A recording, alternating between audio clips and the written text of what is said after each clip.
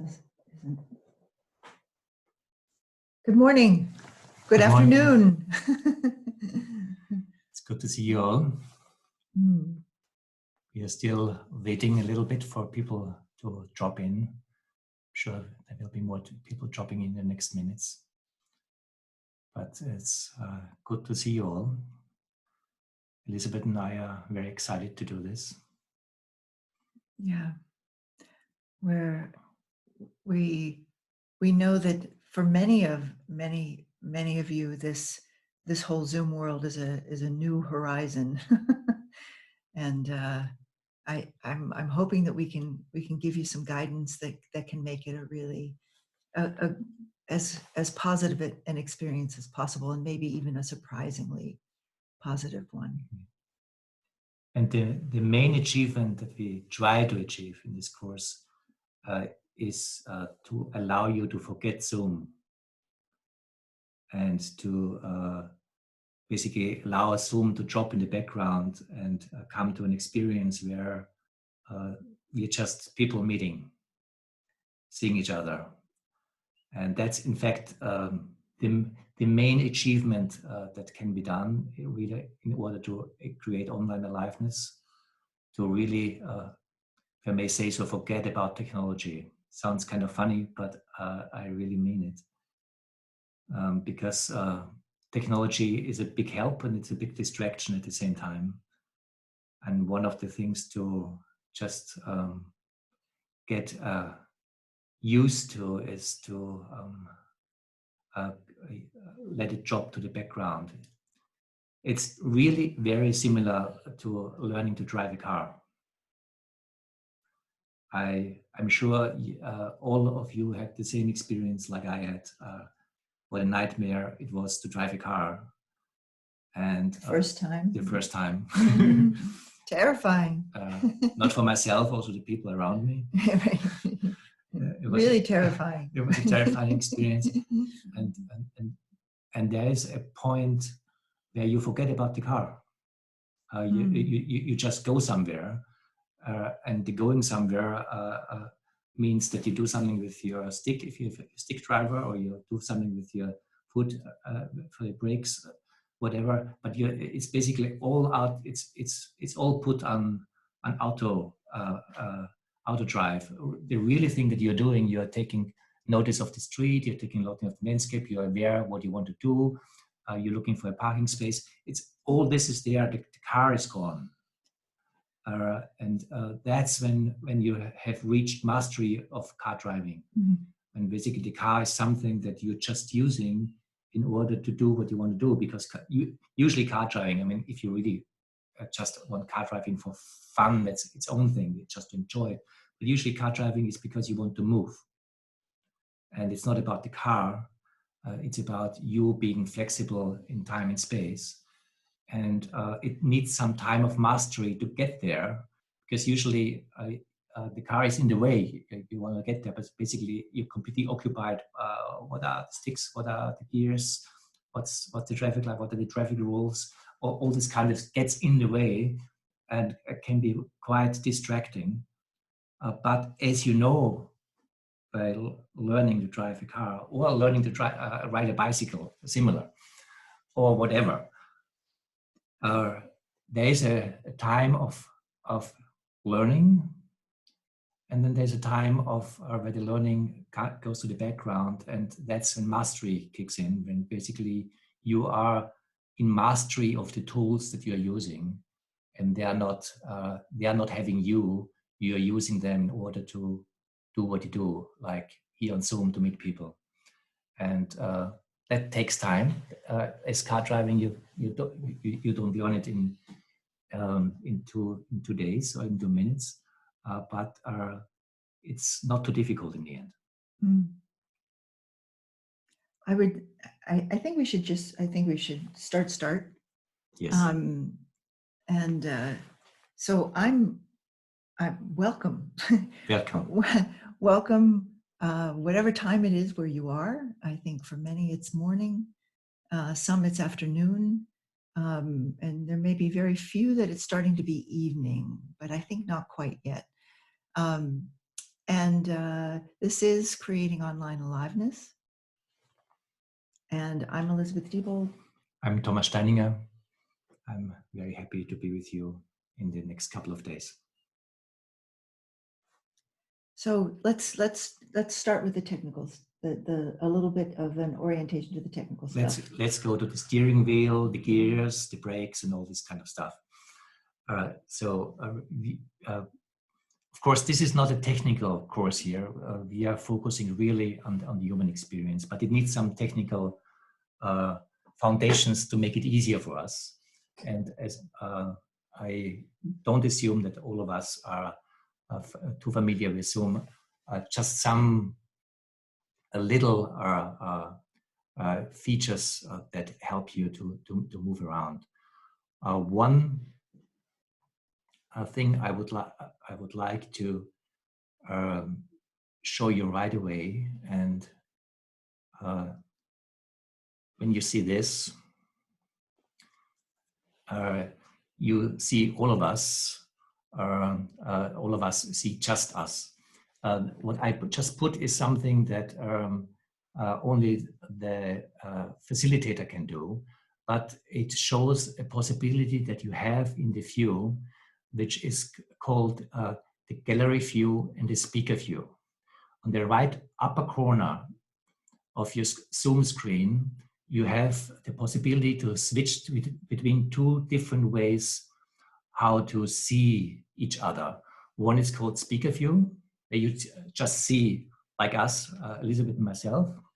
And the other is called gallery view. And I would like to suggest right now, and most of the time, to stay in gallery view. If you go there and click on gallery view, so that you can see all of us, at least a screen full of us. The reason why this is important or helpful is it allows us to be aware that we are together in a group and not just singled out with a single person. Part of what we're trying to do, and part of what is essential in bringing this online experience alive, is to break through the passive observer context that most of us are in when we're looking at a screen. So being in the gallery view, as you said, allows us to be together and to see that we are together. And we will go for more deeply into this during this session this morning. But I would invite you to switch for yourself between speaker view and gallery view, because I'd like you to observe, how does it feel different? How does the experience change when it's just two people talking at you, or you're in a whole where one part of that whole is speaking? So try that and see, how is it different? How do you experience it as different?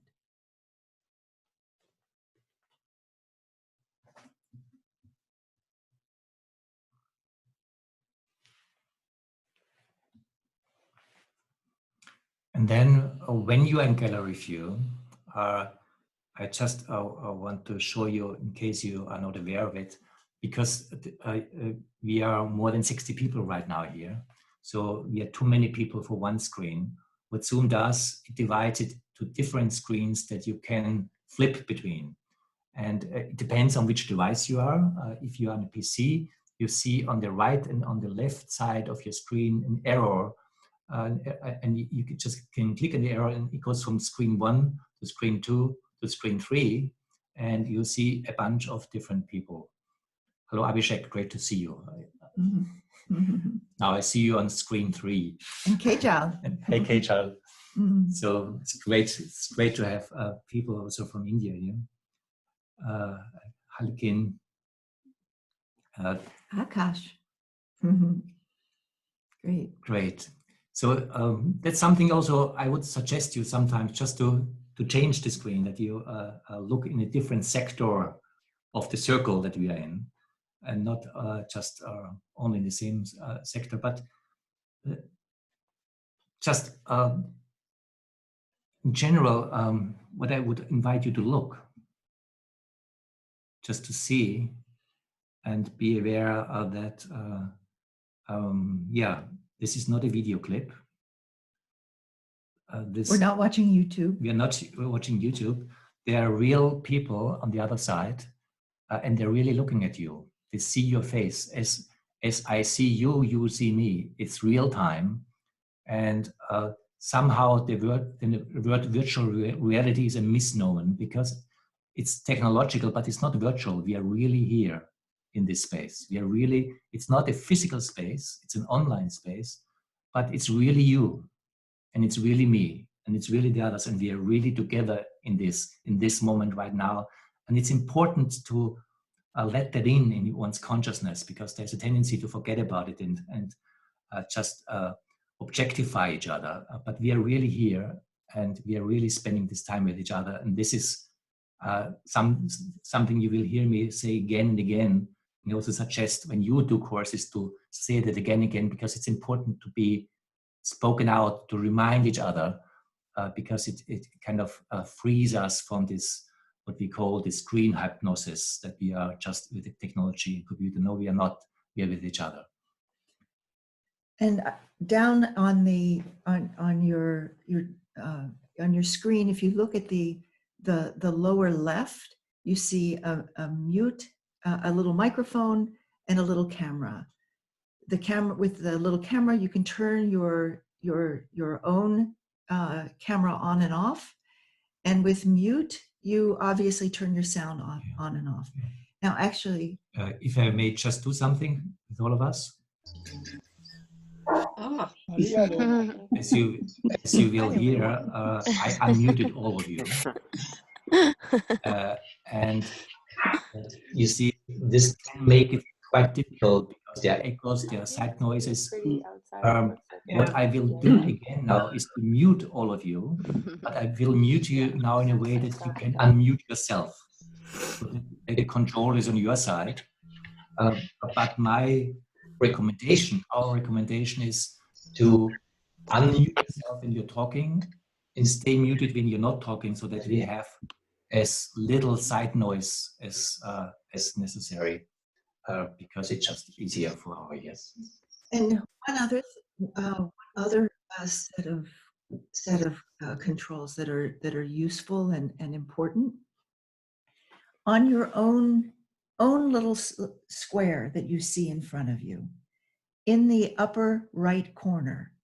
If you move your cursor there, you will... The square with your own video. Your own video. And you'll see you'll see some dots or a little blue square. If you click on that, you'll get a drop-down menu. And that drop-down menu allows you to do a bunch of different things, as you can see. One of them is to rename yourself. If you somehow came on, sometimes people come on with they're working on a Zoom account that is their work account, and it's the organization, or it says administrator. You can then put your name there. And also you can click hide self view.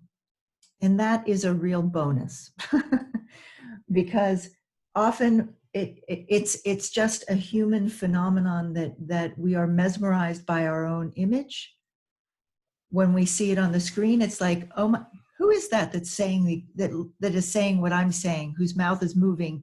We find ourselves fixated on that image.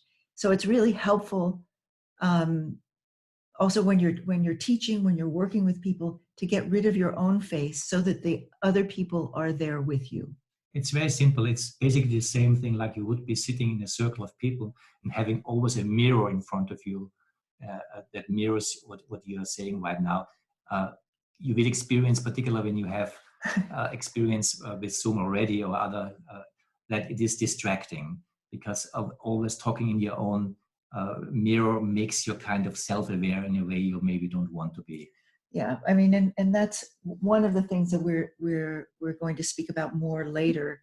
Is for many of us there is a very self-conscious factor of being online in this way, being videoed in this way, and that's one thing that we need to drop and in our engagement with others. Otherwise, we create distance that we don't want in our work, with our own sort of discomfort or weirdness or posing for ourselves. It happens. It's very easy to make it happen. And in fact, it's again a similar learning experience, like all of us who are some seminar leaders, coaches, public speakers had to go through. The first time you speak in public, you usually, at least I remember that, are very self-conscious. And it takes a learning experience to also forget about that, to just be yourself in this situation. And this is a similar step, because it's a different stage. It's called Zoom, it's called internet. And because it's new, it's the tendency to be self-conscious again is there. And part of the mastery is again the same like when you're a public speaker in any other context, to just forget about it and be there for the situation you want to be there for. And part of what makes things really work is if you are kind of free of yourself, just being there for the people you want to be with. And one or two other things in the bottom of your toolbar, at the bottom of your screen, there's a chat function, just so you know, if you are facilitating and running a meeting or a gathering or a counseling session on Zoom, you can disable that. We recommend for this program that we use it as we use it only on request. Sometimes if you're working in a group, the chat function can take on a life of its own, which distracts you from being present on screen and with each other. So it's a great tool, but if you want to create a connection with people online, having a lot of chatting going on the side ends up being quite distracting.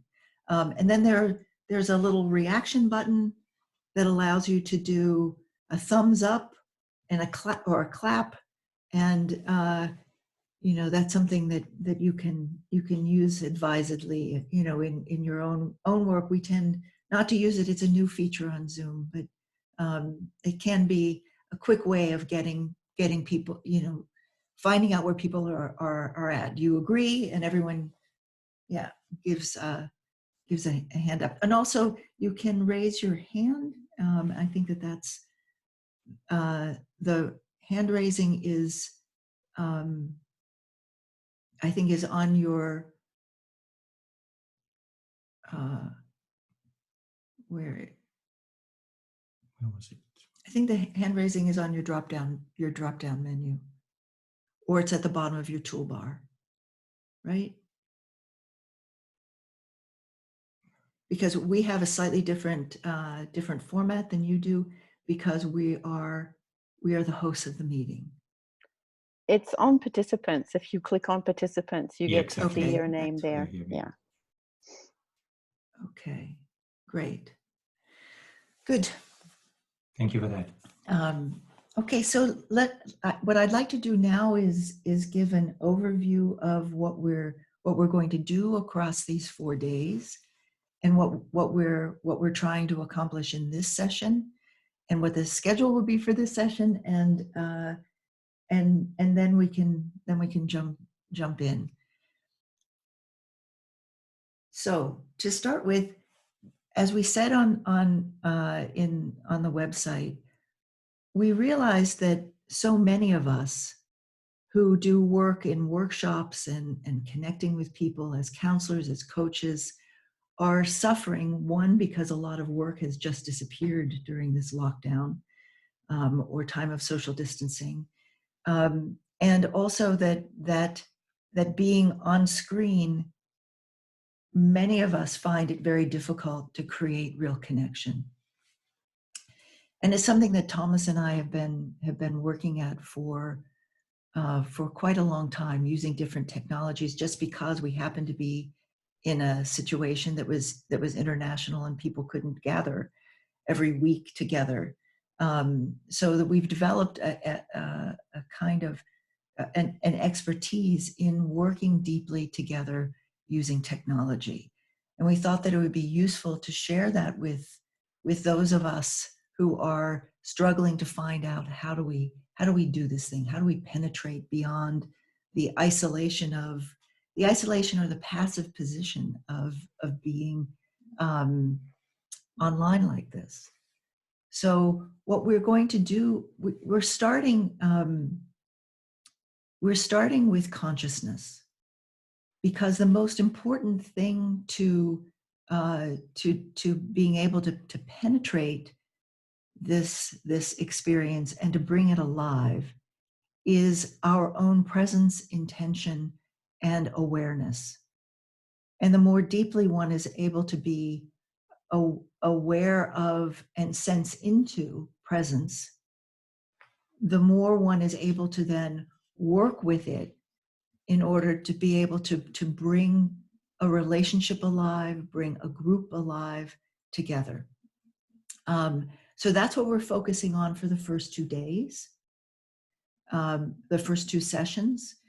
And the first one today we will be focusing on how you can develop this capacity in yourself.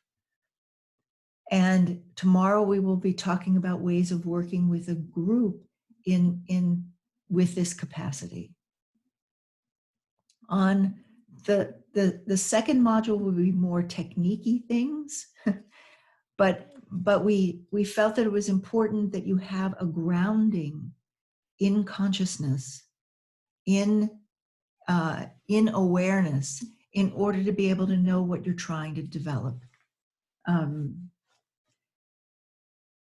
And the other thing is that there is a potential for connection and consciousness online like this through video conferencing that actually is more difficult to bring alive in person.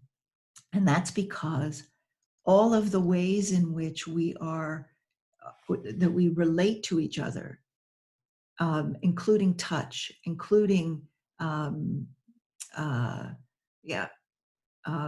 movement together, dancing together, all of these ways that we're accustomed to being together can take up most of our awareness, so that we're not aware of the subtle dimension that we're actually in together always.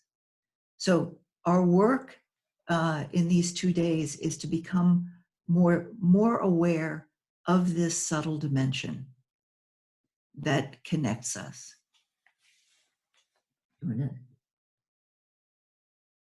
And what we focus on today is just the first part of it. And the first part is our own kind of familiarity with this territory, and also our own capacity to hold this territory. Because as a facilitator, it is, we found out, very decisive with what kind of consciousness and awareness I'm holding the space and inviting people into. So my capacity to be aware of what Elizabeth was just pointing out and respond to this makes a huge difference to the whole online groups, online facilitations that you want to give.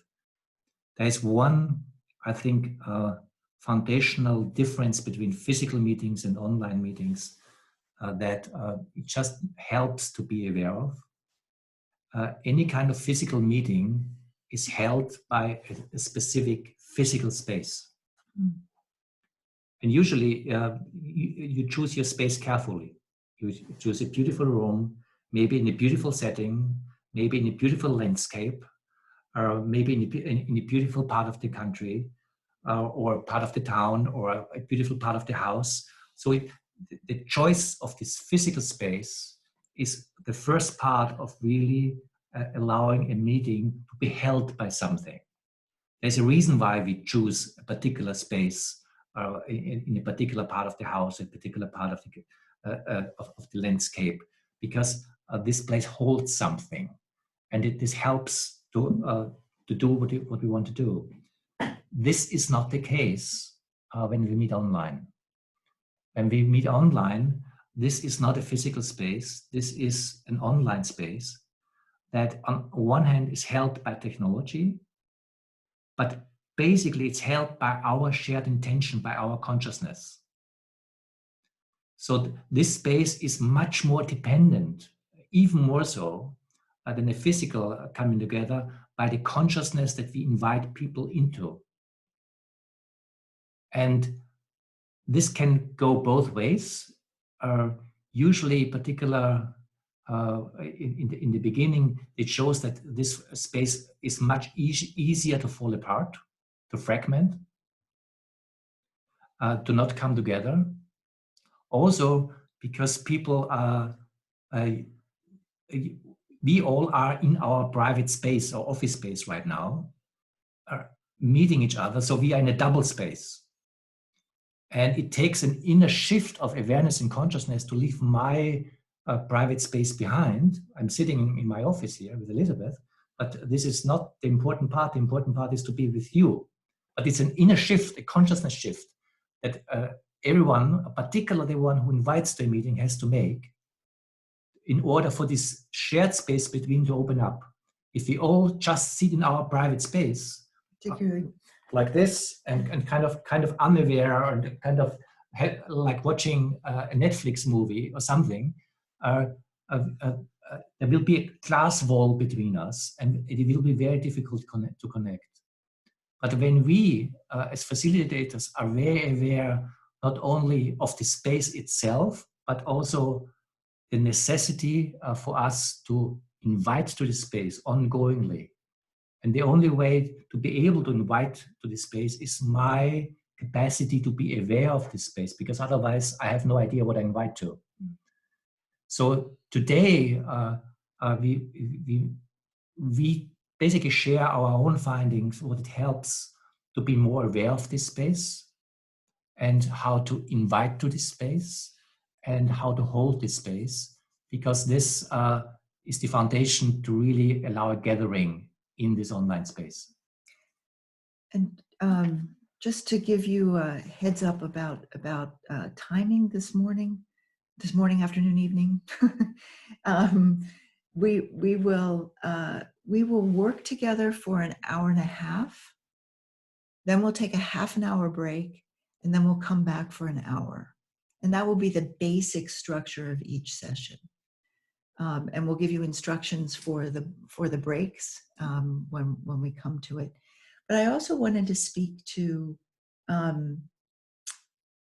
in speaking about the attitude that the consciousness with which we come into a gathering, a meeting, a counseling session online. We have, I've just forgot what I was going to say. Let me see if it'll come back.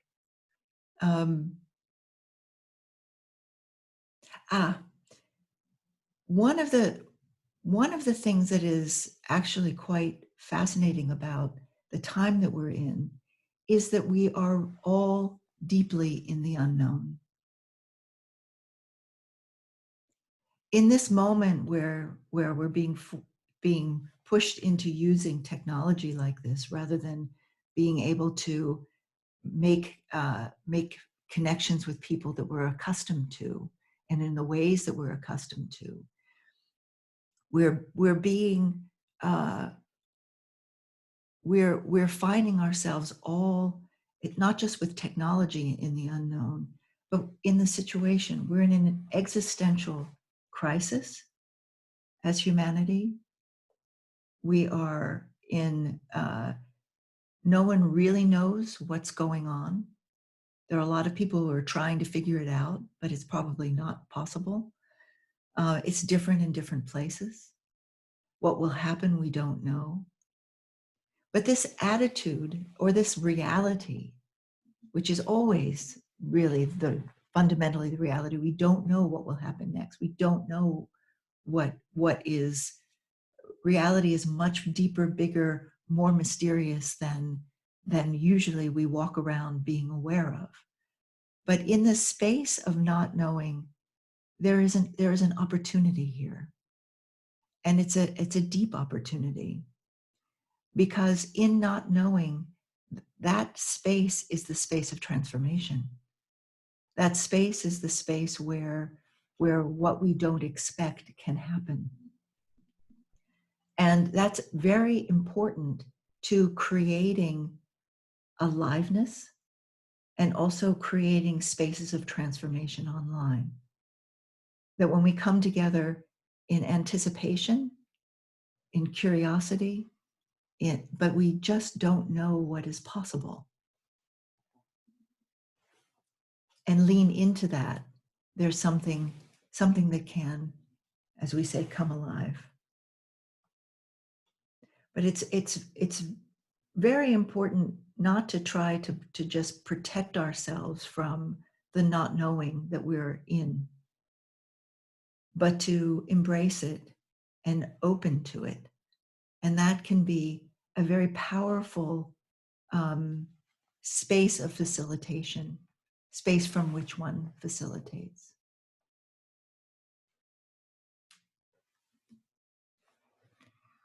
And now I would like to invite you to something that I also would encourage you to use quite often, particularly when you're working with bigger groups as we do right now. It's a feature that in fact works online much easier than offline. I would like to invite you to meet in dyads, in groups of 2 or 3. And you can do this in Zoom very easily. You have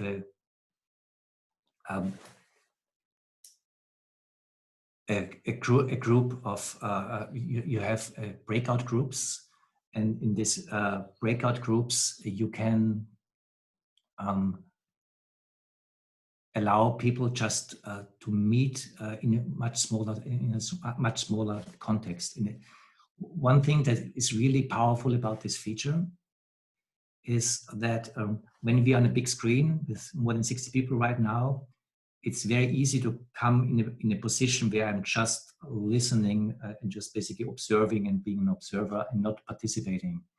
And I'm in a small group, and particularly it's just one, then I am much more aware that I'm with a other human being. So to do this again and again allows us to go beyond ourselves and go beyond the separation of here's me, there's the technology, and there's the other, and just meet. And this changes the meeting. And we would like to do something specific in these small groups that maybe you want to talk about. Okay. So I don't know how many of you had a chance to engage with Human Online before we started, but what we would like you to do is to meet the other person, first of all, in silence. To sit and make contact with the other person that you are connected with online, as deeply as possible in silence. And then we will give you a signal that that minute is up. And then we would like you to introduce yourself to each other and say why you're here. But this first minute of being present to each other and connecting in presence is a very important capacity to develop in an online context. That's part of what we were referring to before. It's like piercing this technology, this kind of sense of a wall, and really being able to make contact makes it possible for us to engage in a very deep way in this kind of online space. It also shows us something, at least I'm always surprised, how close we can be with each other. although we are just on a computer and we probably don't know each other, but here we are eye to eye, and just to appreciate this human experience that's possible, because this possible shows how we can connect on a deep human level with but beyond technology. So we would like you to join this, and it's very easy. We will open what is called breakout rooms. You will see a pop-up window where you have to click yes to join this breakout room. And as soon as you click the yes, you will automatically come into the room, and then we will via chat let you know when we stop this room again. It will be something like after 5 minutes. 5 minutes or so. So you have 5 minutes to go, but 1 minute before we will let you know. And as Elisabeth said, maybe first start with just being present with each other and see what human connection can be in this way, and then start to. And we'll give you a sign, and then you can introduce yourselves and speak about why you're here. Great.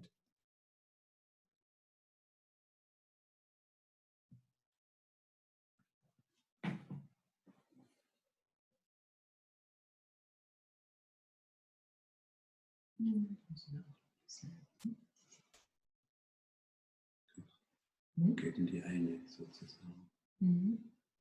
Das ist ja das, was Barbara auch macht. Geht aber schneller.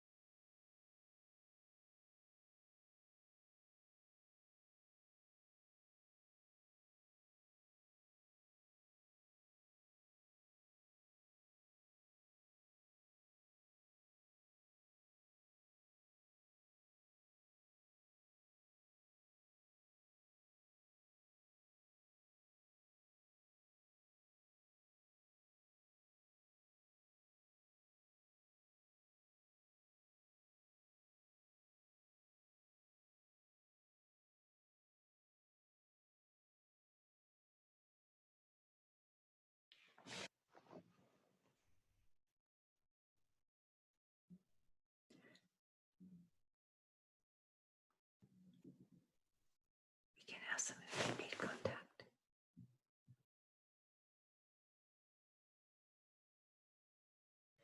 Or should we just go to the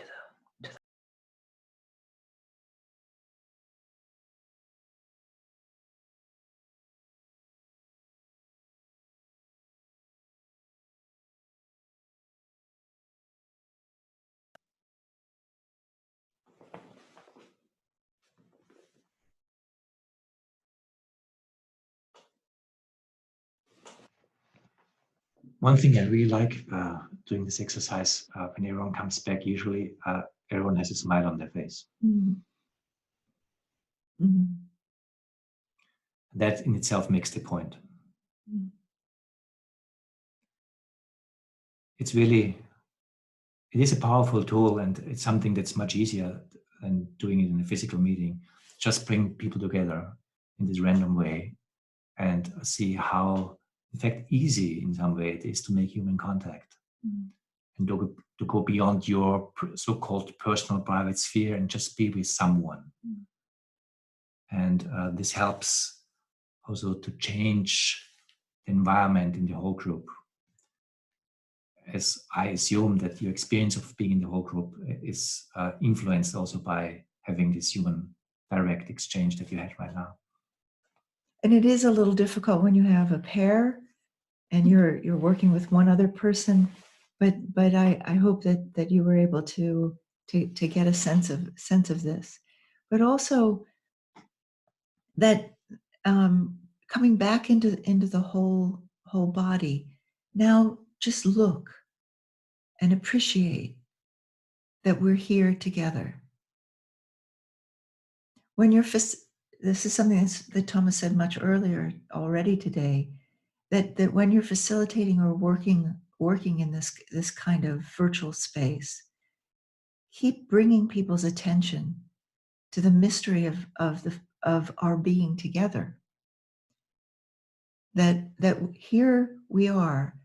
There are people from East Asia, from Europe, from India, probably most of the what is known as the eastern part of our hemisphere of Earth, that we're all spread out hundreds and thousands or thousands of kilometers apart, and yet we are each present here together. There's something quite mysterious about that, because this is a virtual space, and yet we are really here, as Thomas was saying earlier.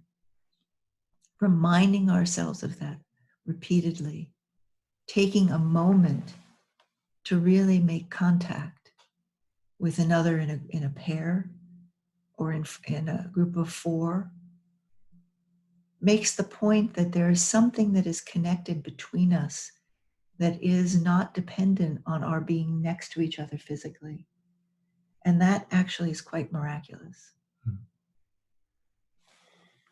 In fact, one what I would call misunderstanding about online meetings is, and I'm curious if you would see it similar, is to think that they are disembodied meetings. They are not disembodied. We are here in a very embodied way, every single one of us. And one thing that I was surprised to learn to do a lot of these online meetings on a global scale, that the experience of embodiment changes. In that sense, that when there's real connection, when we are not in an objectified relationship with each other, but we are really full body here, with my body, you with your body, and we are connecting, around the globe. Or I just moderated a weekend meeting about Europe. We basically met in all these European countries, and the embodiment of Europe as a continent was just a very present experience between us. That's different than when you meet just in one place. Because when you meet just in one place, you're just in one place. But when you meet from all its places, the whole of the continent somehow became like an experiential reality between us. because we were from Norway and from Turkey and from Greece and from Poland and from Portugal and England. So being this allowed us an experience that's more than a mental reality, that we are kind of consciousness points that are connecting on this continent or on this globe. So to be aware that this is a different form, or can be a different form of shared embodiment, is something that is a new experience to kind of learn about. And the reason why we emphasize this in our first session is, again, as a facilitator, you are a guide into a new reality of human encounter. This is a territory humanity has not been in until 20 years ago. It wasn't impossible. This is a pioneer situation for us as a species. To connect online is a complete new way of human connection. And we all, as humanity, have to learn how to do that. Mm. And it's interesting because part of what we're learning is that there is a way that human consciousness can infuse this technological space with consciousness, with care, with connection. It's what the technology makes possible, but it also opens up an experience of subtle connection between us. And as Thomas was saying, amongst us on this earth, holding this space of connection across the span of the earth in a way that we don't usually experience it.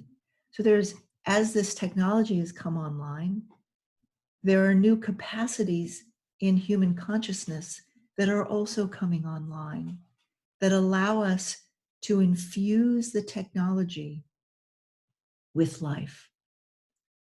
And it's if you think back to when books were first invented, or writing was first invented, something that's sort of before any of our time, long before, that at those moments, reading was a very awkward process. It was people read aloud. They couldn't read and just take it in their mental space because they didn't have that capacity yet. It hadn't been built or developed, not built.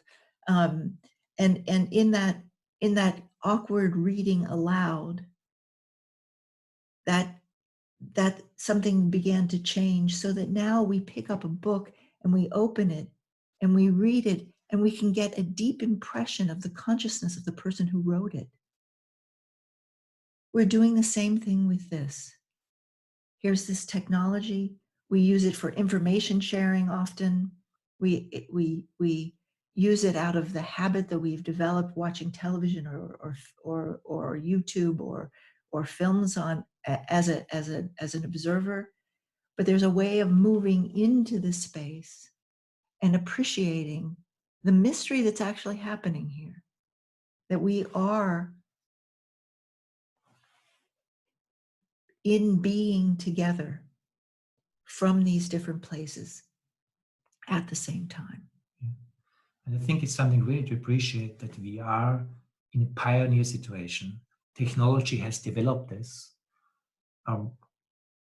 But now we as humans also have to learn how to fill this with human spirit, with human aliveness, with humanness.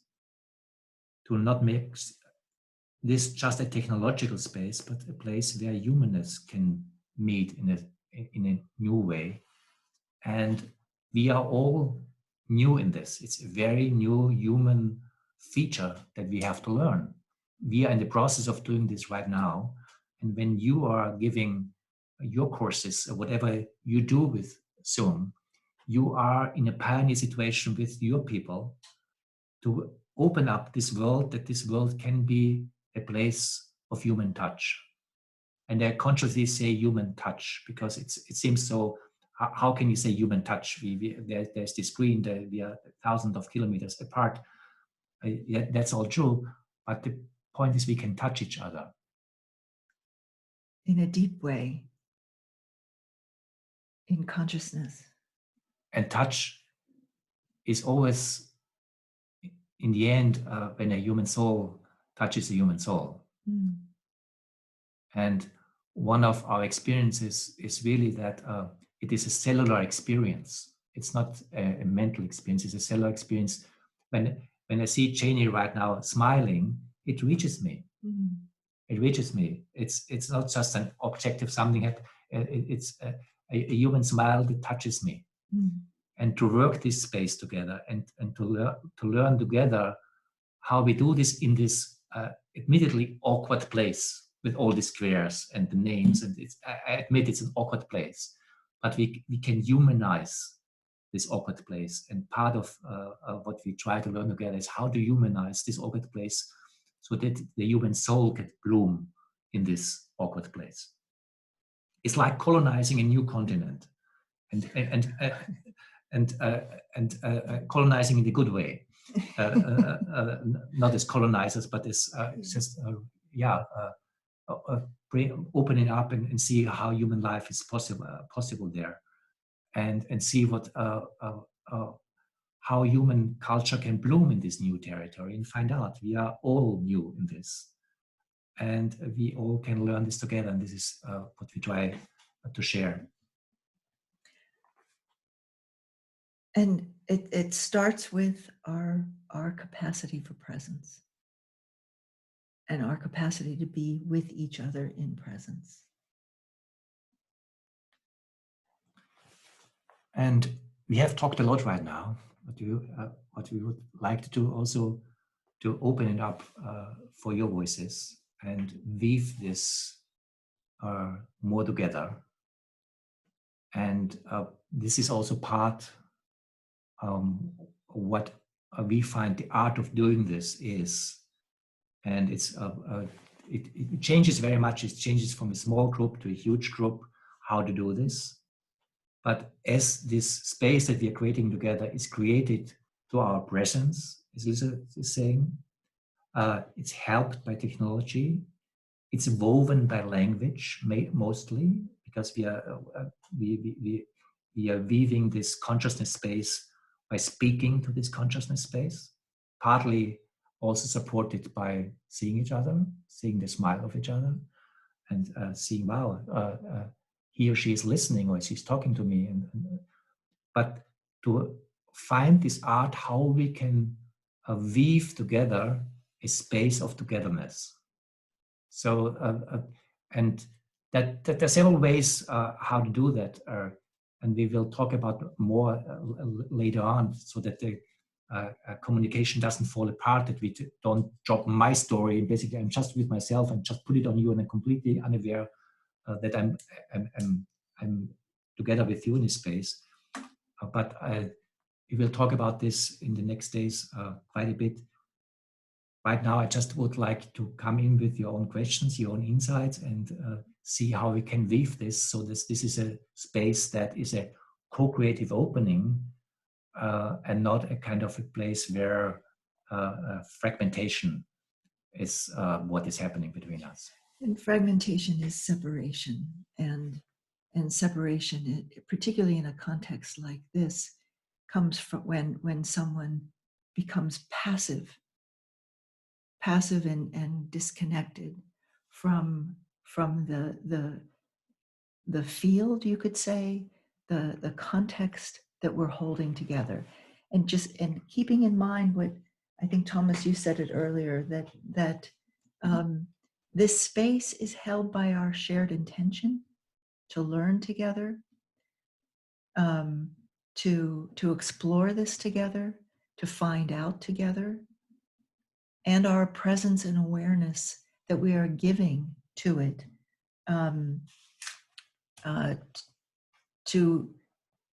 are giving to each other and to the space that we share. So we invite you unmute yourself and offer offer something into the space, a question and keep in mind, or whatever question you have, someone else probably has too. Yeah, a question, a comment. Can I share something? Yes, please, Renata. Okay, I'm Renata from, I'm Dutch, living in Frankfurt. I've been trying Zoom and doing dialogue on Zoom for quite some time now, and I realized after a few months that my thinking about what is possible online was in the way of really experiencing. And when I could take away these beliefs about the possibilities of virtual togetherness, that really, really helped me to experience more and more deep connection and real togetherness online. And so I thought I would like to share, I want to share that because my thinking got in the way of experiencing. Thank you, Renata. That's an important point. When you're dealing with something that is subtle, like connection between human beings at a heart or soul or deeper level, which is the work that most of us are doing or are interested in here. An idea is like a wall. An idea that you hold, a belief that you hold, ends up being like a steel wall that you can't get through. So whatever ideas that you hold about this doesn't work, this can't work, this is, it's just technology, these are just pixels, these aren't people. Those ideas will block the subtle dimension of connection that we're speaking about. That's why coming into this not knowing, in this existential situation that we're all in together, and not knowing what is possible, but wanting something to flower, caring about each other, creates a doorway for something very, very beautiful. It's really very fundamental what you're bringing in, Renata, because this wall that Elizabeth is talking about is even more true in an online gathering than in an offline gathering. It's true in any kind of communication. But because this space is so much held to intention, consciousness, and language alone. And if we look carefully, it's very easy to not be with each other, but to be with my thoughts. And to be aware when I'm with my thoughts and disconnect with you, I'm in a different space. I'm in a thought space. And if everyone is just in one's thought space, some kind of connection between us breaks. And part of what really helps to make this an alive place is to penetrate this thought place. Thoughts are great. There's nothing wrong about thoughts. But thoughts have to be in service of the realness of our experience that we are in. So we have to be very aware of the subtle space that we are holding, and then thought and language can help and be part of this. But if we are distracted by that, and that's very easy, particularly also for intellectual men, to just basically be with one's thought something, but miss that there's a human relationship field that we are in, and a real communication only lives there. And this is part of what I find is fundamental to learning doing this. Angela, do you want to speak? Go. Yeah. So I've been experimenting in leading transformational workshops online for about 5 weeks now. And this thing that you're talking about, being curious about the space and learning from it,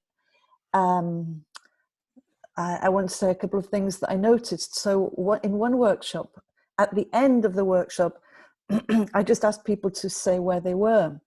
And so people were in different places in different parts of the world, but there was this kind of like, oh, there's somebody from Berlin. Oh, there's somebody from Australia. And this excitement about where people are is a real thing. And then in another workshop, I sort of went with that a bit more about connect with the space, the feeling sometimes we have in a Zoom call is we get pulled into this screen, we get pulled this way, but we can disconnect from where we actually are in physical space. And where we are in physical space is real. So I am actually in Oslo and you are wherever you all are. And there's a dimension which is very exciting about acknowledging that we are linking physical spaces as well as linking in consciousness. And the second thing was also to do with this thing of being pulled forward into the screen, having the attention completely forward. And I started to notice what the effect of having some of my attention behind me. So in training as a performer, you also stay in touch with what's behind, with the support and the space behind, as well as what's happening in front. And when a whole bunch of people switch their attention to behind and around, as well as front, it changes something. Definitely. There's more depth, there's more 360-degree presence. Okay. Absolutely. Absolutely. And I think that the experience that you're talking about the location makes this earth, this whole earth sense come alive, or that the networked world, I don't mean technologically, but human connected world, that we are connected across the globe. Doing these kinds of meetings and so forth together brings that very clearly alive, and it's a beautiful thing.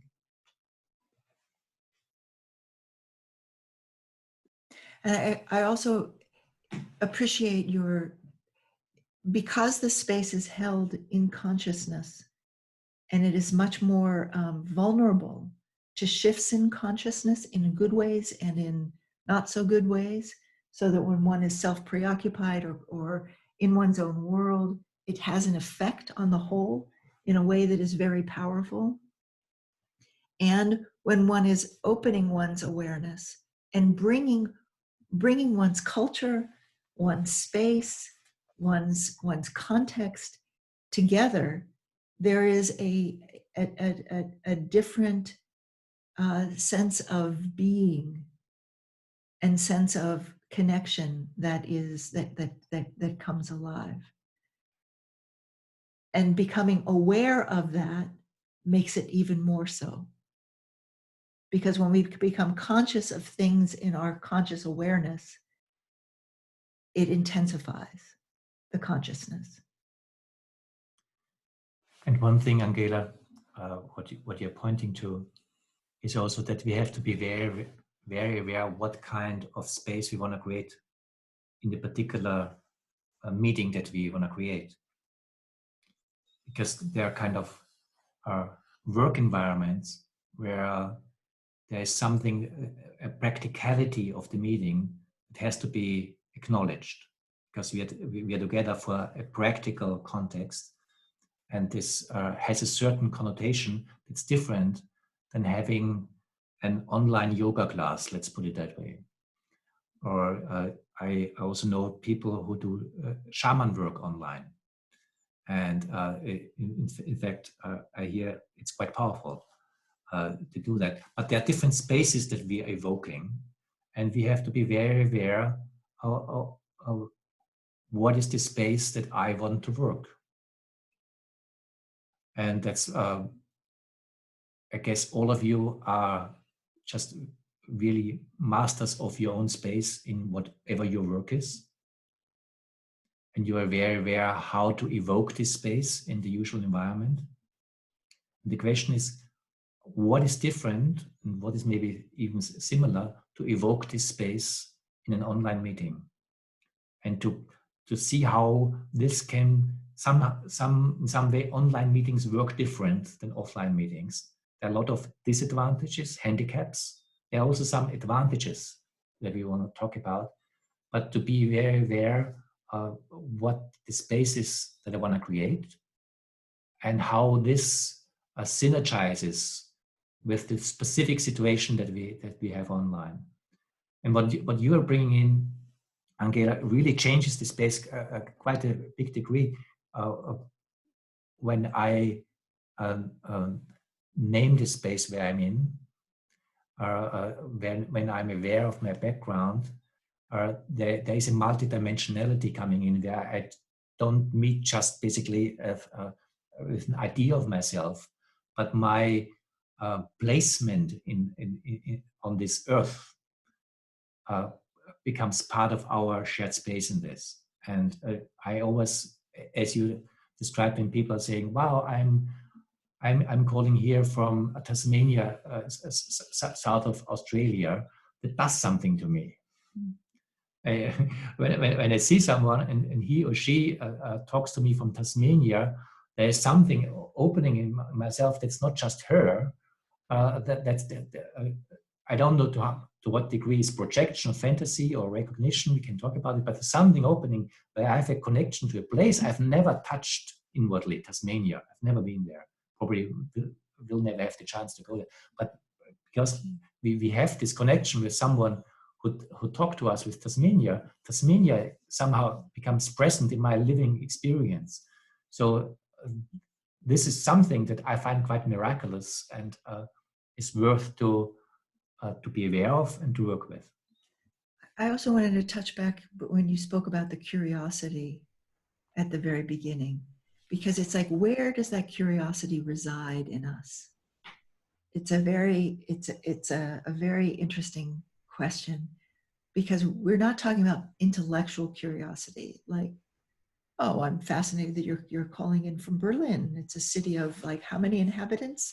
That's not what that's not the place that we're engaging from, or that's not why we get excited. But this curiosity actually lives in a deeper place in ourselves. And it's about the fact that we are already connected. That even though we walk around our lives without that awareness most of the time, the truth is that there is one species of humanity on this earth, that we are deeply connected. We're connected in consciousness, and we're excited about hearing from members of our species in different places. And that curiosity comes from a very deep place that I think is beyond us as individuals. And that's and that points to something, that coming in with one's full presence, and presence is not an intellectual thing, it's an embodied being. It's being embodied, and bringing that as a gift and giving that in this context creates responds to a longing for connection that I think is very very deep, and is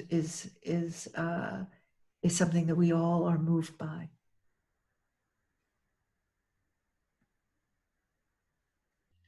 Thank you.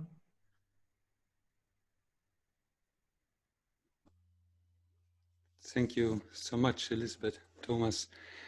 Two things. First, I want to express my gratitude of the space you open up for us here. To give some background, I'm organizing a dialogue summit the last months and months and months. I've been working, trying to find out how can we do dialogue online and who's working with it. And I want to honor the way you are opening the space for us here. It's a great quality, and I'm very, very happy to meet with you and with the community present here. So thank you for that.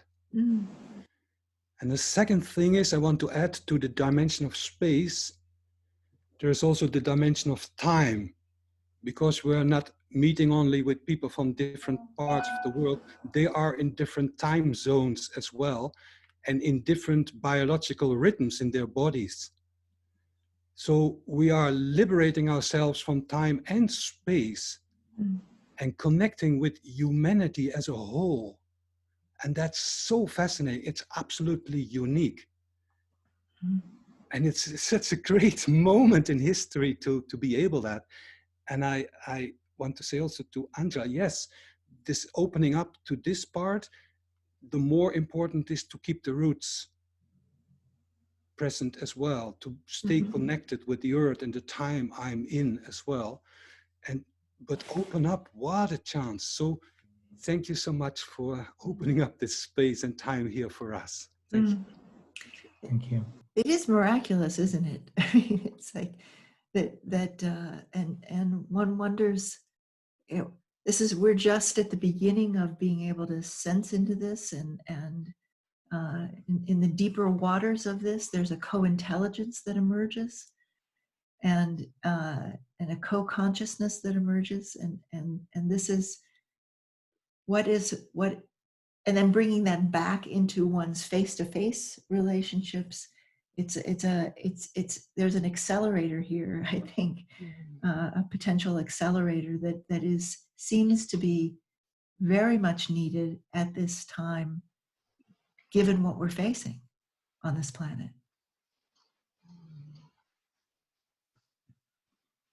There's also another dimension, Michael, about time that is very crucial, which is connected that we are from different time zones, and also connecting in this unusual way of computer screen, that any kind of online gathering, online conference has to have its own breath.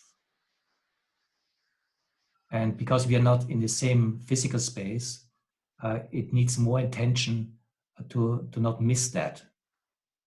So that, for example, I feel that now it becomes time that soon we move into a break.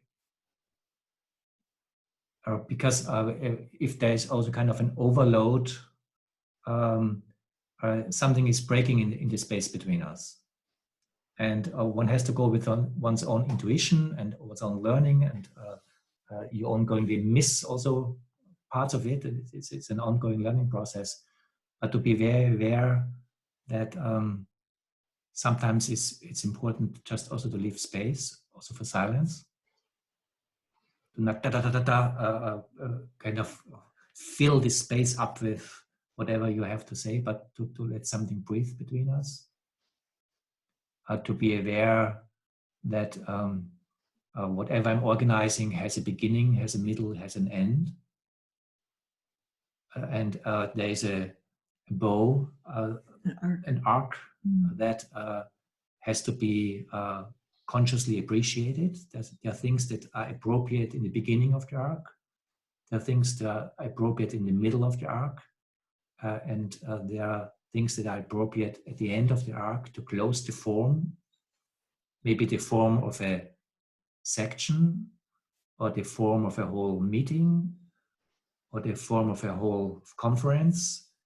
And because what we're doing is so much consciousness based, it's true in any kind of meeting that we organize, that this kind of beginning, middle, end makes a difference if we are aware with it and work with it. I quite often call it, it's a kind of a musical consciousness, because when you're a musician, you know when you start a piece, or when you play it and when you end, and when you leave a pause after the end, there's something to the magic of music that's related to timing. But it's not only true for music. It's also when we have conversation. In fact, it's also a form of music. A conversation is not so dissimilar like a jazz improvisation, where if it works, some kind of maybe strange but beautiful harmony comes. But when it falls apart, it's just not music. So that our sensitivity to improvise with each other in language has quite some similarity with the capacity of an improvisation of musicians to listen to each other, be aware of the rhythm of each other, be aware of the timing, and all of that is a setting that makes something bloom or not so. And in that, it's just very important to be also aware of time as you're mentioning it. Mm. Judith, did you want to speak? Well, yeah, I could say I really deeply appreciate this space that you've opened up, and it is very mysterious and wonderful. And you know, I'm really blown away that there are all these different people from different parts of the planet. I'm in Ireland, and I can see a few people I know. But it really does feel that we're on the cusp of some real new beginning, pioneering awareness that so many of us have known through meditation spaces and personal development. But yeah, it's just like being part of some new adventure. And I must say, with the unknowingness, I'm deeply excited. And you know, I've done a couple of Zoom things, but nothing quite as big as this, with so many people from international spaces.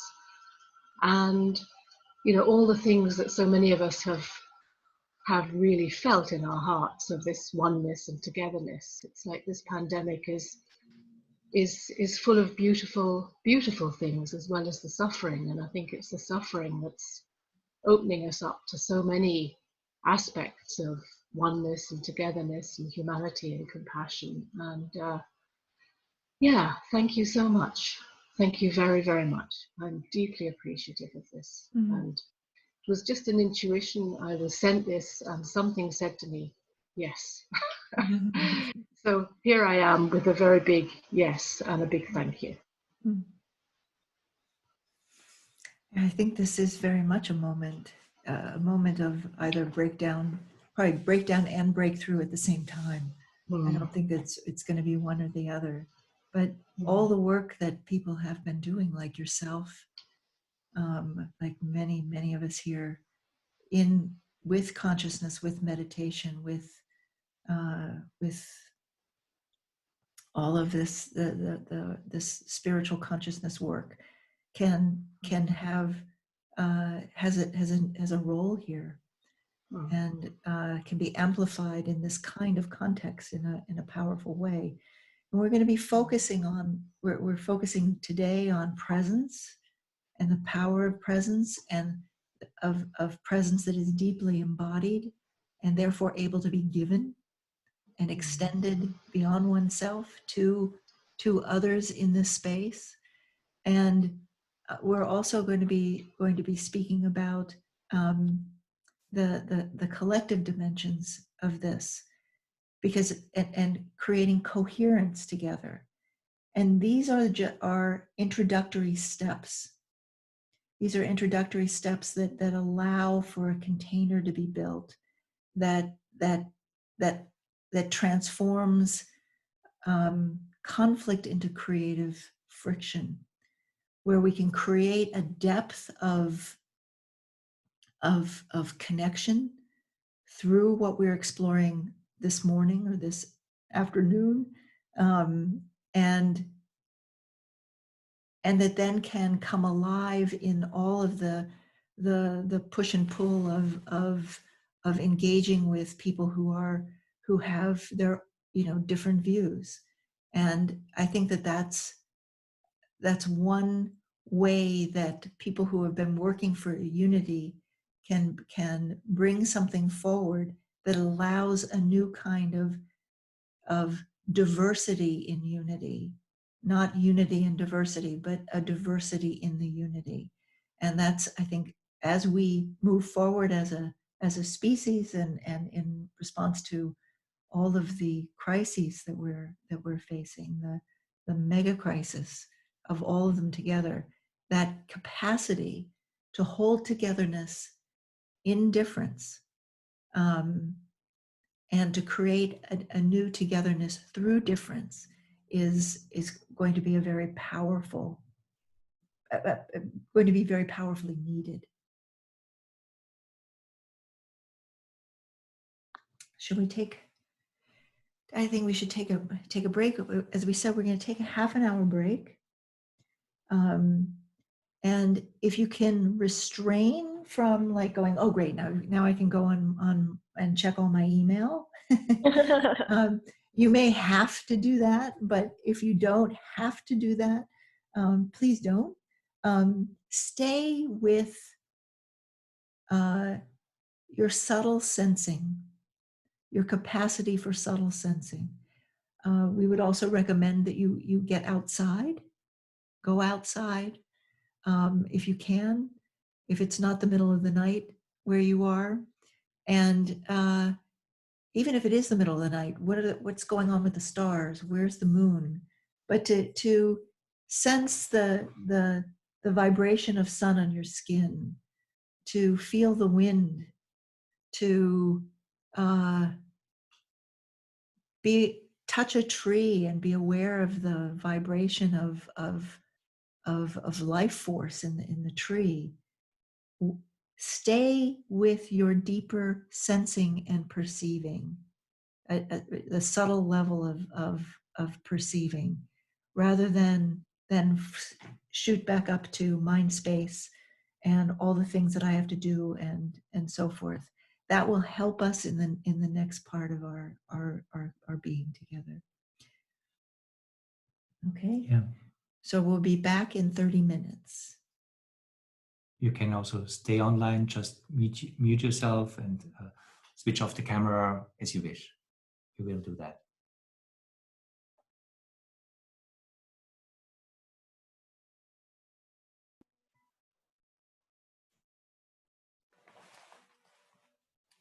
Hello, hope you had a good break.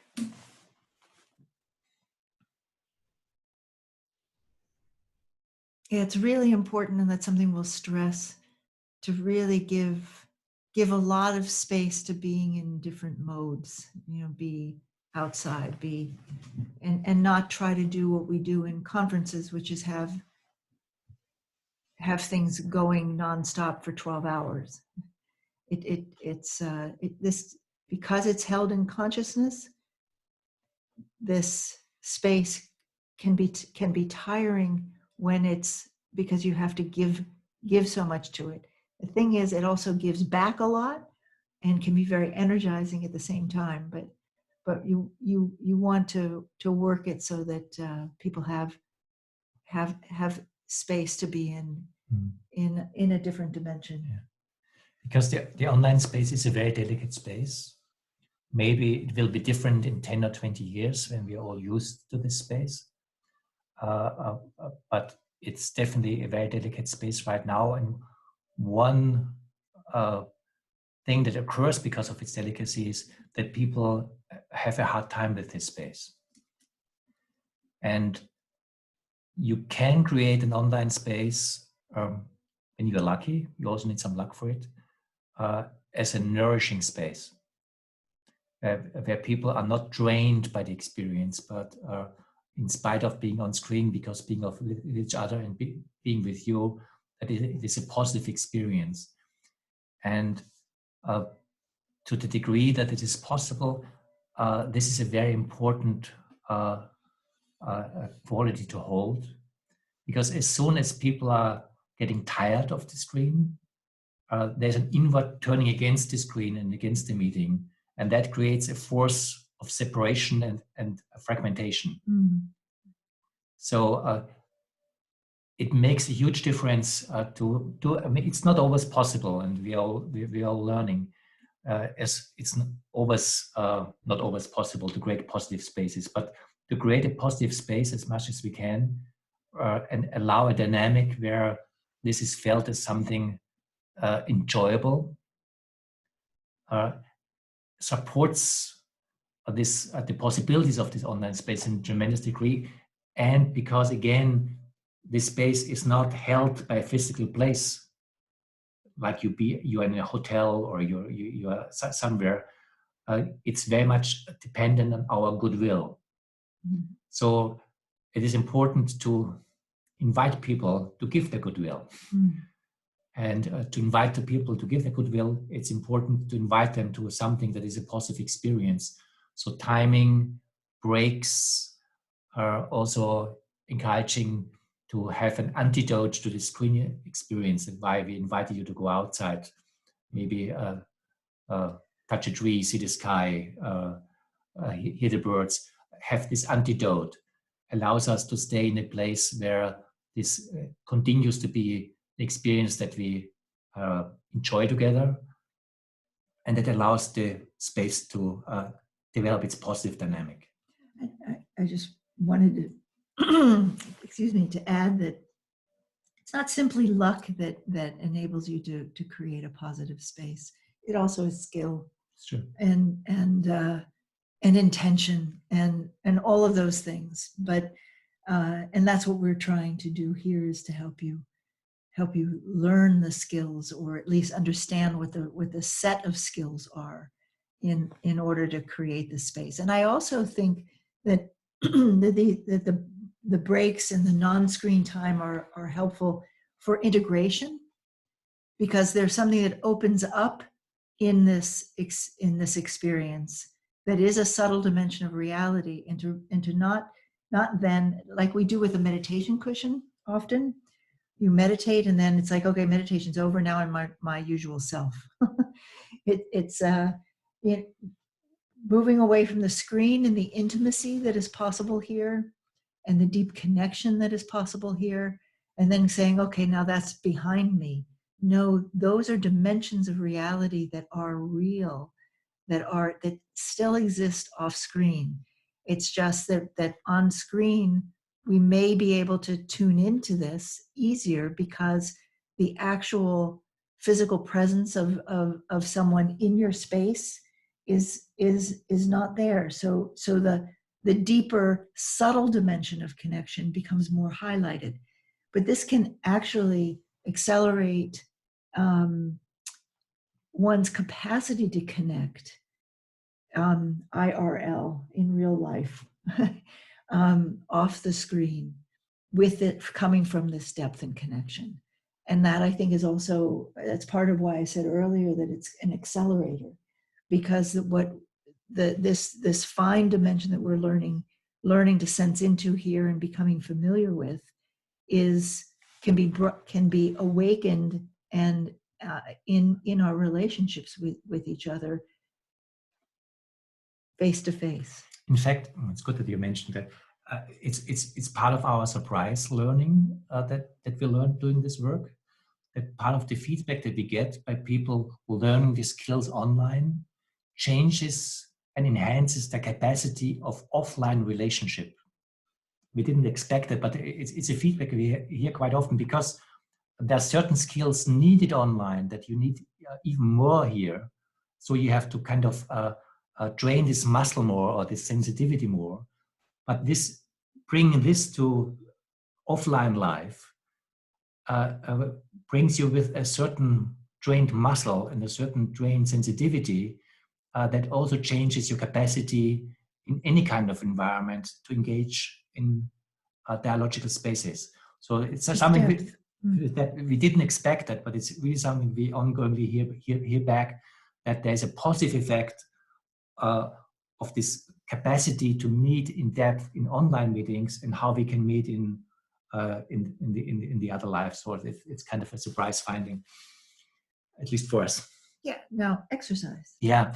One thing that we also suggest is to kind of change settings in meetings. It also depends if we are working with smaller groups or with bigger groups. When we are working with groups of 5 or 10 people, we work in quite a different way than we would work right now. But particularly when you work with more than 20 or 30 people, it's very easy to create some spectator consciousness, because there's a lot of talking of some people and a lot of listening. And so to break this habit and create again and again small groups, which is so easy to do on Zoom, is something that really changes the setting, and also to find your own rhythm when to do that, and when is the right timing of doing that is something which is everyone has to learn their own way how to do this. But what's great is you don't have to move the chairs at all. It just happens. And there's one other feature that I like very much. It's the random factor. Because anytime in groups, when you so now meeting more small groups, you have this kind of, at least I find it sometimes, awkward situations. So who is the first, who makes the choices, who do I choose, who feels chosen, who feels not chosen, all this kind of dynamics that's part of the situation right now, which can have its positive side, but it has also its awkward side. There's something which I enjoy very much, this random factor of Zoom, bang, you are with 5 people, and you know it's random that brought you together, and here you are, free of every kind of who chose what, and you can engage with each other. I always find it's just very beautiful, liberating, a free, okay, here we are, let's meet, a situation, which, yeah, I enjoyed it very much. Go ahead. The exercise that we want to introduce you right now will be an exercise in small groups. How many people? It's like 4 or 5. 4 or 5. And it's an awareness exercise that we find very helpful to make an inner distinction that is particularly helpful for facilitators and in fact for everyone in any kind of dialogical situation, but particular on that situation, to be aware of the difference of what we call the me space and the we space. There is a certain way of perceiving reality that is just very, particularly in our highly individuated society and culture that we are, that we don't see reality from a tribe perspective or from the perspective of our tradition or from our village. We have developed, and this is something very positive, highly skilled me perspective with a very differentiated identity called me. It's our individuation process. And we see reality basically all quite often, particularly in a hyper-individuated way, just what does this mean for me? How does this relate to me? How do I fit in this? The me factor is all binding back when I see you. What's going on in my head? How do you think about me? Do you like me? How can I impress you? Basically, everything is binding back to this me factor, and that's not just only a bad thing. I think that I don't want to put it down, but it is in itself one-sided. And there's another dimension that is a we perspective, where we can train a sensitivity. Pre-modern tribes have this, that are very aware of what's going on in the tribe. Families have this. Any kind of good community has this, where we are aware of the in-between space or the hole between us. And of course, when we are in an online meeting like this, we are not an indigenous tribe, we are not a family, we are whatever. Maybe you do this with people who work together for years, or maybe you do this with people that they have not seen each other before. It's all very different situations, but it is, whatever it is a we situation that we can be very aware of, and it makes a difference how to work with the space if you are aware more than how it relates to you, but if you create this sensitivity and these inner antennas to, even on screen, be aware that there is a we reality that has its own life force, its own certain energy, reality, and one can train that. And the we is not a group. It's not just simply being aware of this group of people. So it's not being focused on how are you doing, Lisabel? Martina, how are you?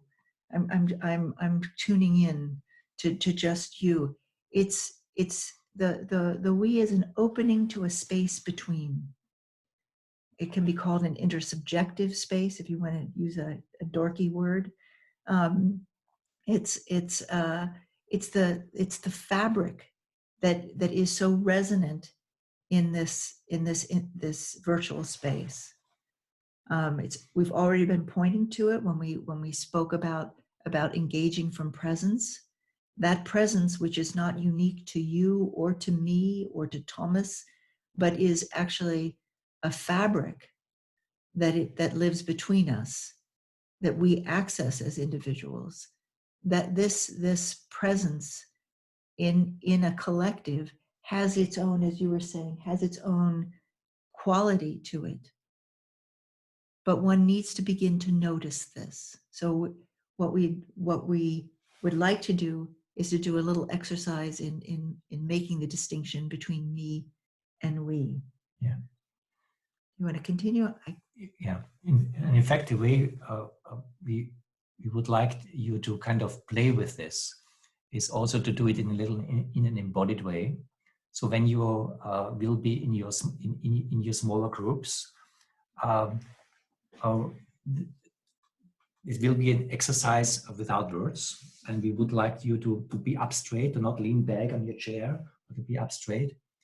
And we will give you some notes via the group chat when to do what. And first, we would like you to lean a little back. So you go in the upright position, then you lean a little back, and in the leaning back, you just go into this me space, me, Thomas, Annika, Reinhard, Sabine, whoever you are. How does this space between the 4 or 5 that you will be look from this me perspective, and just go in your inner experience and sense it. And then after a while, and I will give you a message, lean forward, a little bit out of balance forward. And by doing this, I would like to kind of lean into a shared we space, where you lean into this, whatever this space between you is, and look how this presence that you have in this group feels, senses, looks like different when you lean into this we space and into this perspective of this we space, and just play with this. And then go back again in this me space. And then at some point, I would like to invite you to play and to go in your own time, to go back and forth, and just aware this is how this space looks from the me, and how this space looks from the we. And in leaning in, you lean in with all of your presence into the space between. And it's and I think the way it looks, meaning the way you sense it, not just looks with the eyes, but how do you sense it? How do you sense the me and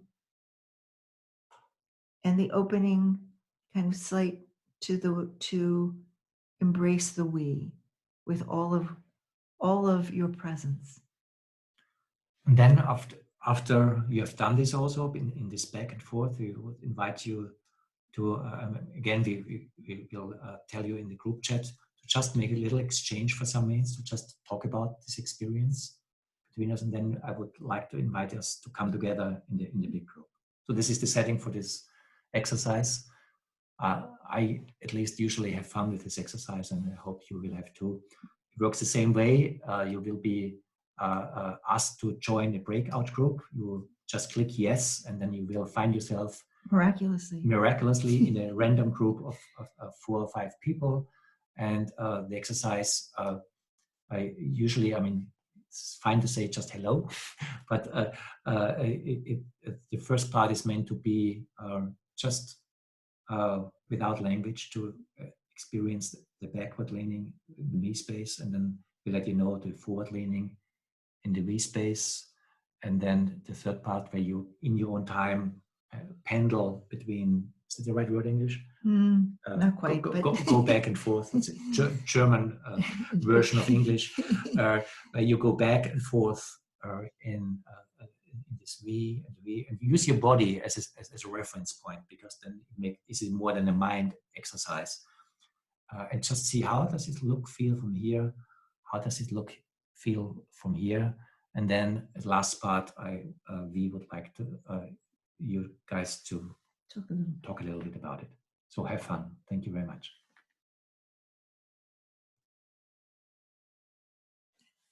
Hit recreate. Yeah.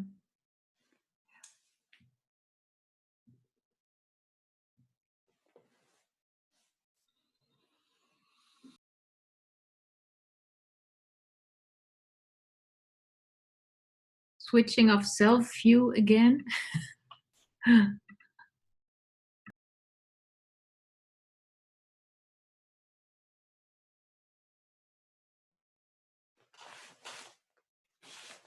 Yeah. Hide self-view is such a wonderful thing.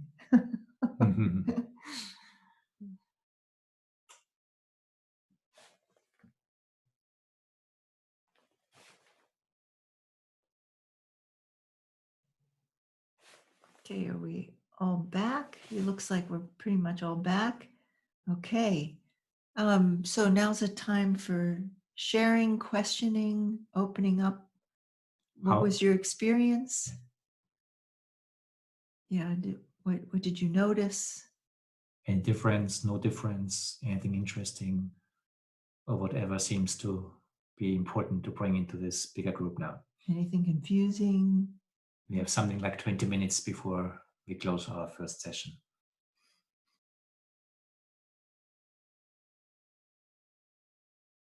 Yeah, I would like to share.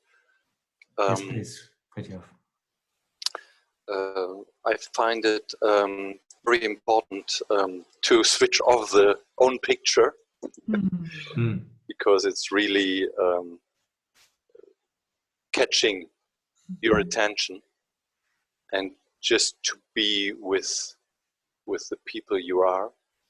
And the second thing for me is just to realize that it is the movement into the we space or into the me space of my own consciousness.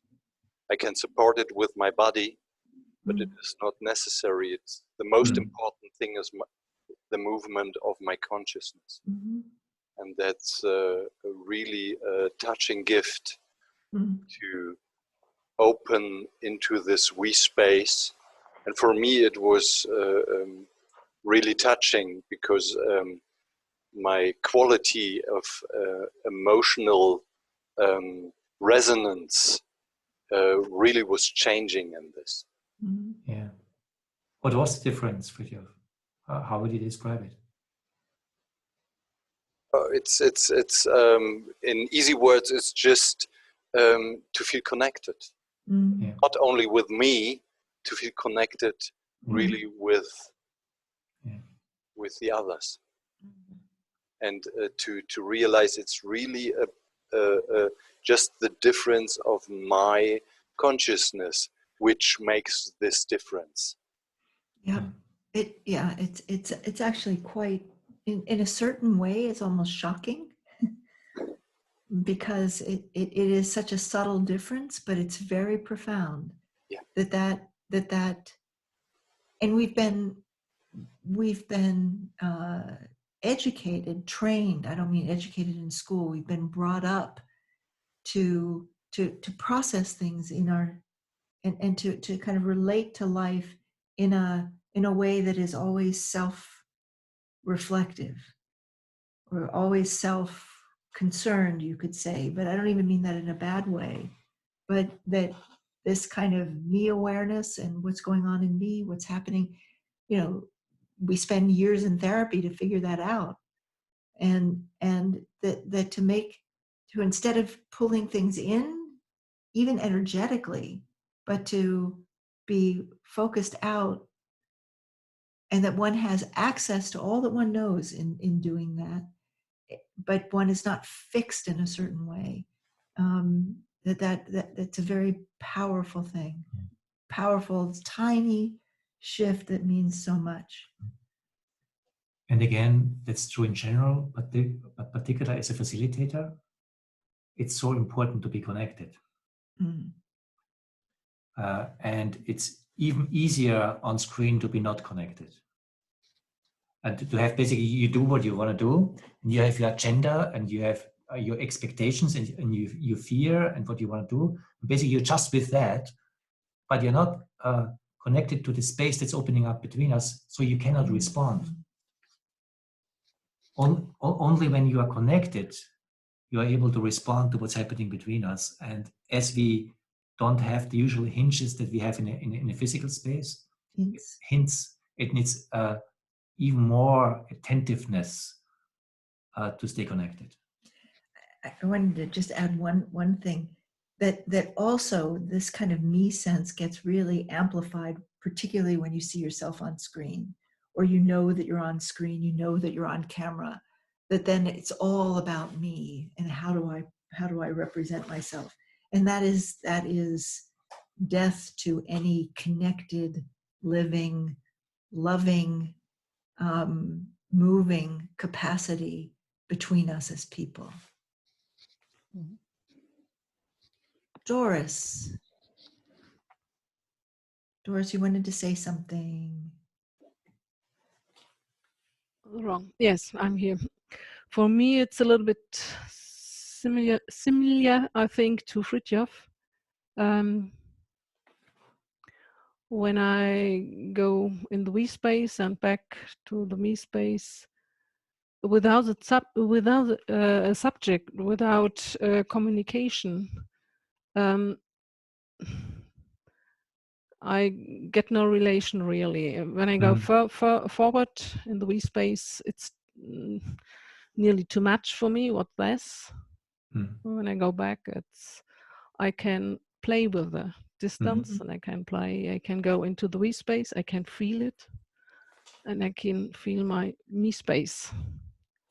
And when we are talking together, it's no problem. Then there is a relation on several, I think there are several niveaus. I don't know what's in English. Yeah. What have you said? Levels. Levels, yes, several levels, and it gets a more compact thing for me.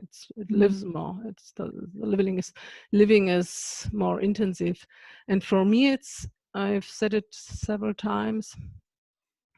For me, it's always the thing. The we space and me space. It's a thing of consciousness, and when I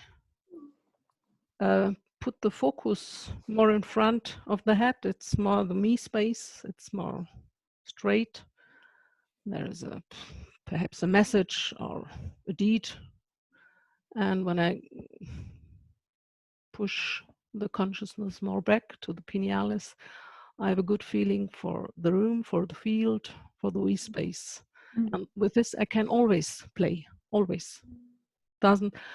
If I go in front, it's a little bit more harder, I think, for me to go in the we space. But quite different.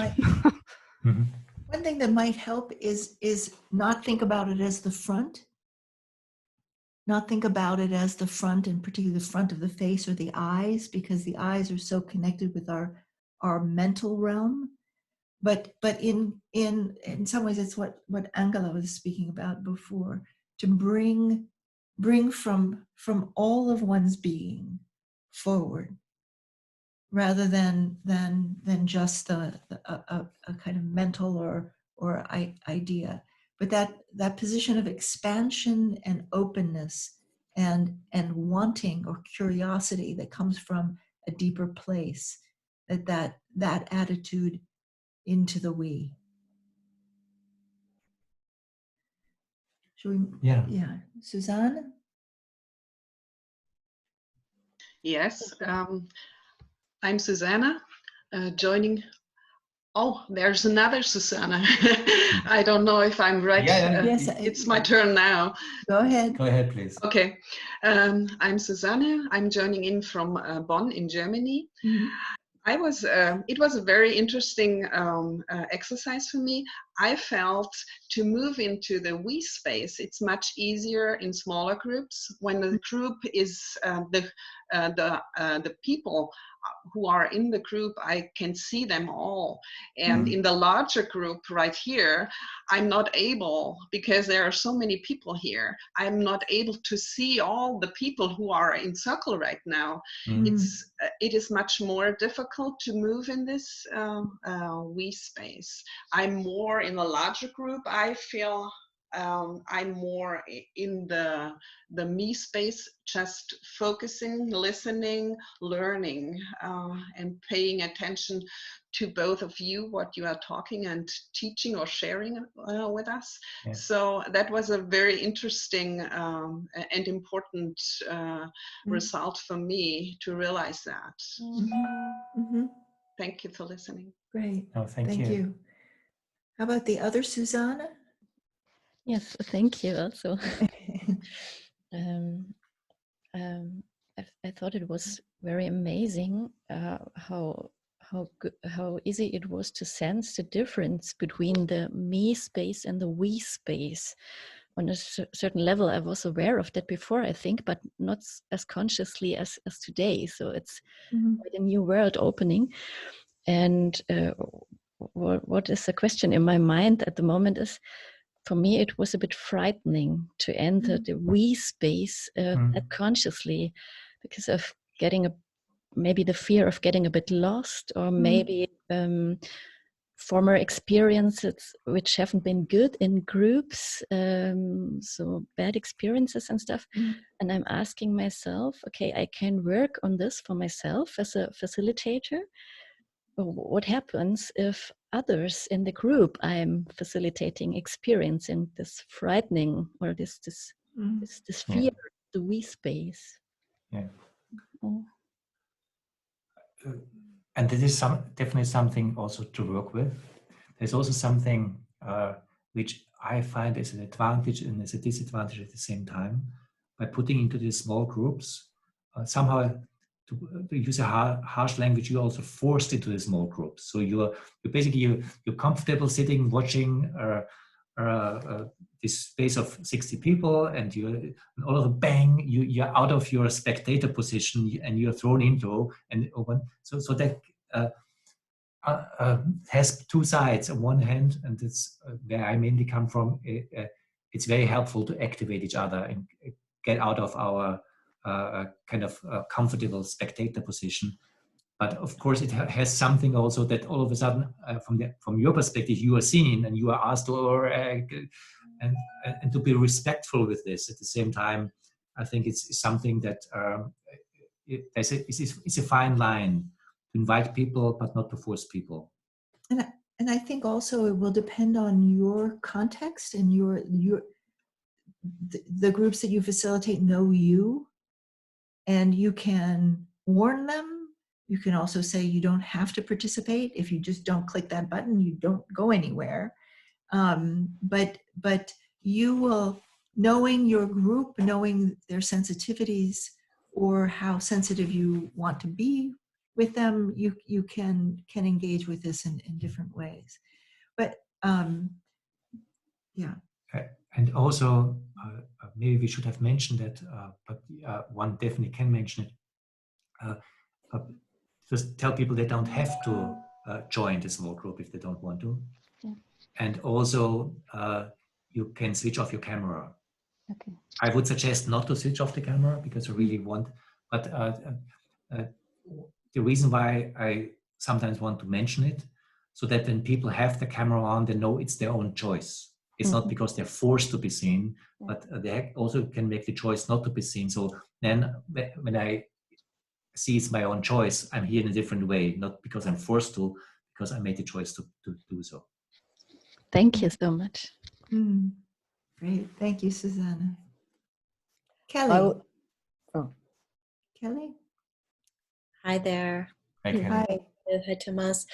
I'm Kelly here up in upstate New York alongside the Hudson River, and very grateful to be here. So early in the morning. Early in the morning. Gosh. It's my best time. So okay. I was very present to how my compatriots in my breakout room, how their leaning in and leaning back was creating an effect in me. And how there, and it was still, I'm aware that there are many dimensions, I think, actually, to this me, we, there's the dimension of the others are moving in, they're more interested in me or in this. And so it was causing a kind of a heart opening that still wasn't quite the we space, somehow was still about the interpersonal space, even though I didn't know these people. And then it took a certain kind of relaxing and open focus to shift further into a touching into the we space, which then seemed to really become alive when we actually were speaking. So I'm just conscious that there, it's like we're talking about me and we, but there are lots of subtle dimensions in between all of that. No, thanks for mentioning it, Kelly. Yeah. Of course, there's much more to the we space. It's not just as you're saying, there are many different dimensions of we, and it would kind of go beyond the time right now to go into this. But you touched on something that there is a we that is very self-concerned. It's a we. There's also a we where the wholeness becomes much more aware of itself, and it's really, I like to investigate these dimensions because I find them very helpful to work with. I also appreciated how you spoke about the interpersonal and a deeper we, that we can relate in the we from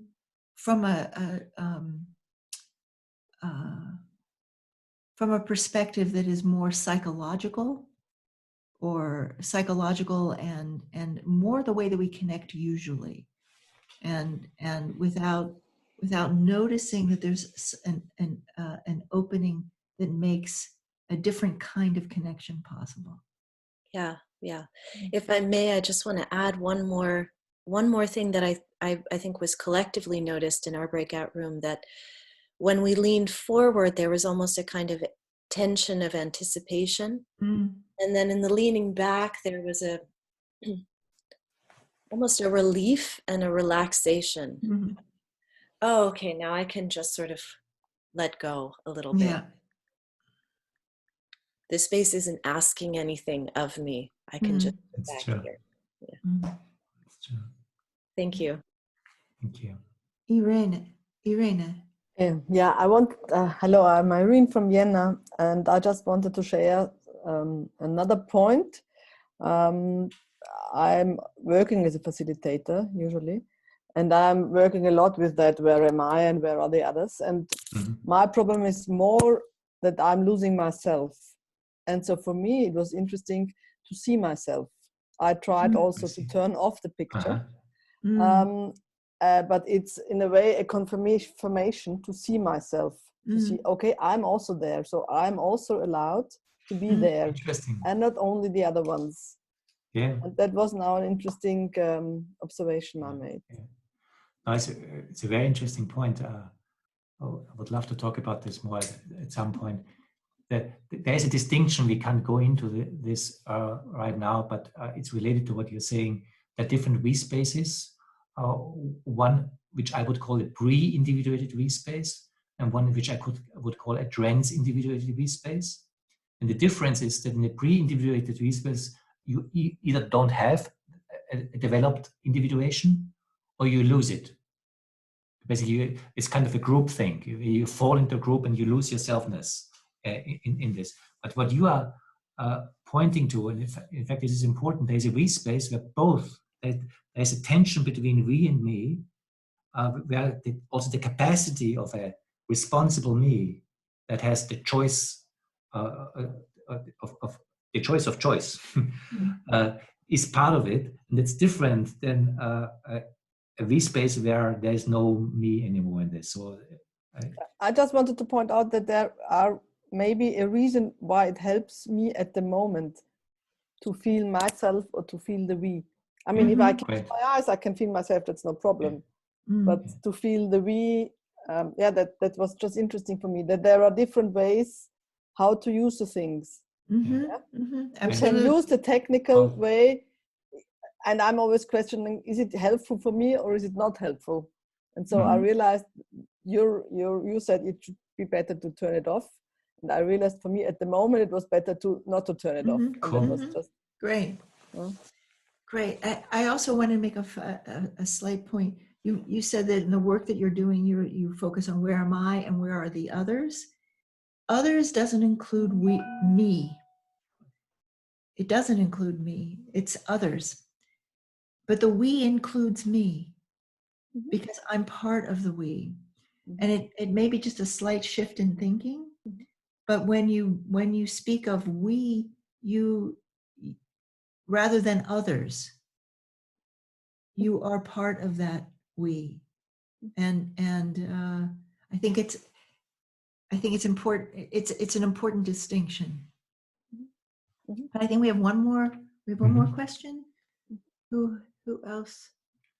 Gabriela. Gabriela.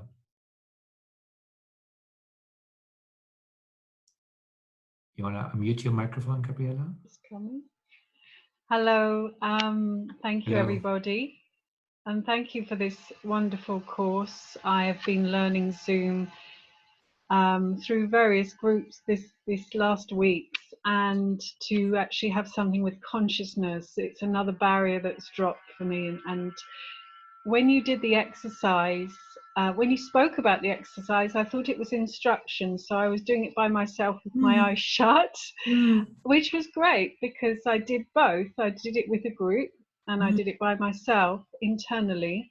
And when it was by myself and I leaned forward with my eyes shut, I had an image that I was putting my head in a bubble, that I was joining the group just by my head. And once I realized I wasn't my whole self going in, you actually use some words to say the whole of your being kind of needs to be in the group.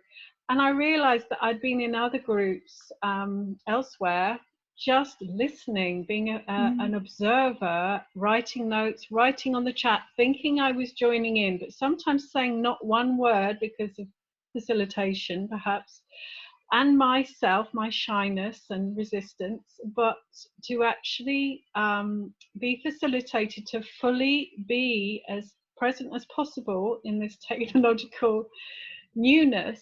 And your acknowledgement that once we didn't know how to read or write, never mind read a book. So it's really allowed me openings to take more steps and feel just really appreciative. It's not a question, so sorry, but it is about you've enabled me to shift quite dramatically, and I'm very grateful for that. Thank you so much. Thank you. Great to hear. Really great to hear. So we are also coming to the end of the session today. The two things. One is from our perspective, we do this as a free course, but of course we appreciate donations if you want to. So if you feel to do so, please do so. The other is we would like to close the session right now, but the way we want to do it, we want to put you back in your small groups.